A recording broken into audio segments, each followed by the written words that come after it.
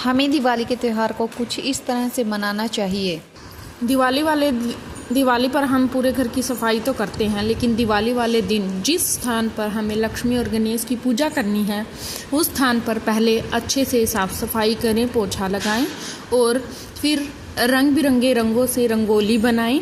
उसके बाद उत्तर दिशा की तरफ अपने जो मंदिर का मुँह कर लीजिए, क्योंकि उत्तर दिशा की तरफ धन का निवास होता है। अपने मंदिर में माँ लक्ष्मी और गणेश की मूर्ति को रखें, उसके साथ चांदी या सोने का कोई आभूषण रखें और उसके साथ साथ आप पैसे आदि भी रख सकते हैं, जिससे दिवाली पर शुभ माना जाता है। लक्ष्मी पूजन बहुत शुभ पूजन माना जाता है, तो इसमें कलश स्थापना बहुत ही ज़्यादा ज़रूरी है। उसके लिए एक मुट्ठी चावल ले लीजिए और उस पर 8 लाइन लगा के अष्टदल कमल बना लीजिए। अष्टदल कमल बहुत ही आसानी से बन जाता है। उसके बाद चावल के ऊपर 1 लोटा जल हम रखेंगे। लोटे के अंदर हल्दी, सुपारी, सिक्का, थोड़े से चावल ये हम उसके अंदर डाल देंगे और उस लोटे के ऊपर आम के 5 पत्ते हम लगा देंगे और उन पत्तों पर तिलक कर देंगे। फिर हम एक नारियल के ऊपर तिलक कर लेंगे, उस पर मोली बांध देंगे और उन पत्तों के ऊपर उस नारियल को रख देंगे। ये सब करने के बाद हम हाथ जोड़ देंगे और इसके बाद एक अखंड दीपक जलाएंगे। देखिए, दिवाली वाले दिन एक अखंड दीपक जलाया जाता है। कुछ लोग ये दीपक तेल का जलाते हैं और कुछ लोग घी का जलाते हैं, तो जैसी आपकी इच्छा हो आप उस तरीके से ये दीपक जला सकते हैं और ये दीपक पूरी रात जलेगा। दीपक जलाने के बाद माँ लक्ष्मी माता, मैं आपकी पूजा कर रही हूँ, आप मेरे घर में धन दौलत शुभ रिद्धि सिद्धि का वास करें।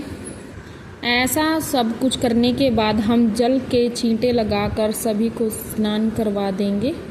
माँ लक्ष्मी जी की पूजा में लाल रंग का बहुत महत्व होता है, तो इसलिए रोली से हम सभी मूर्तियों को तिलक कर देंगे। अगर आपके पास जनेऊ है तो गणेश जी को आप जनेऊ समर्पित कर दें और माँ लक्ष्मी को आप लाल रंग की चुनरी उड़ा सकते हैं। उसके बाद आपने गणेश जी को लाल रंग का फूल और माता लक्ष्मी को कमल का फूल बहुत प्रिय होता है, तो आपको कमल का फूल, खिले हुए कमल का फूल माता लक्ष्मी को समर्पित करना है। अगर आपको कमल का फूल ना मिले तो आप गुलाब का फूल भी समर्पित कर सकते हैं। उसके बाद हम माता लक्ष्मी को 16 श्रृंगार सामग्री समर्पित करेंगे। इसके बाद हम माता लक्ष्मी को, अगर आपके पास है तो कौड़ी भी समर्पित कर सकते हैं, वो भी माता लक्ष्मी को बहुत प्रिय होती है। लौंग, इलायची और सुपारी भी हम माता लक्ष्मी को समर्पित कर सकते हैं। उसके बाद हम माता लक्ष्मी को सप्त दान समर्पित करेंगे। इसके बाद हम माता लक्ष्मी को मिठाई का भोग लगाएंगे। अगर आपने घर पर हलवा, खीर कुछ भी बनाया है तो आप उसका भी भोग लगा सकते हैं, नहीं तो आप मार्केट से जो भी मिठाई लेकर आए हैं आप उसका भोग माता लक्ष्मी को लगाएं। साथ ही हम ऋतु फल का भोग भी माता लक्ष्मी को लगाएंगे और उसके बाद पंचमेवे का भोग भी हम माता लक्ष्मी को लगा सकते हैं। और दिवाली के दिन खील पतासे का भोग तो माँ लक्ष्मी को हमें ज़रूर ही लगाना है, क्योंकि खील पतासे का भोग का दिवाली के दिन बहुत ज़्यादा महत्व होता है। अगर दिवाली के दिन आप कोई नया बर्तन लेके आए तो उसको भी इस पूजा में शामिल करके उसमें भी खील पतासे डालकर उसका भी भोग लगाएं।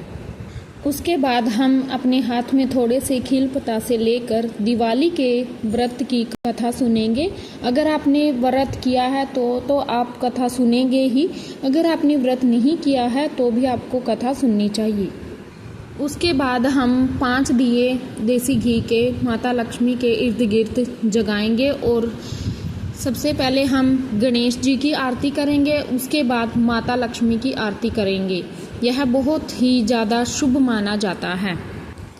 और अगर आपके यहाँ आरती नहीं की जाती है तो आप सिर्फ हाथ जोड़ लीजिएगा। हमारे यहाँ तो अब लक्ष्मी माता की आरती बहुत धूमधाम से की जाती है।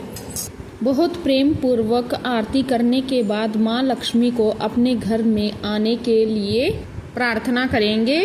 भगवान विष्णु सहित अपने घर में प्रवेश करने के लिए प्रार्थना करेंगे और हमारी पूजा में जो भी गलती हुई हो उसके लिए क्षमा याचना कर लेंगे।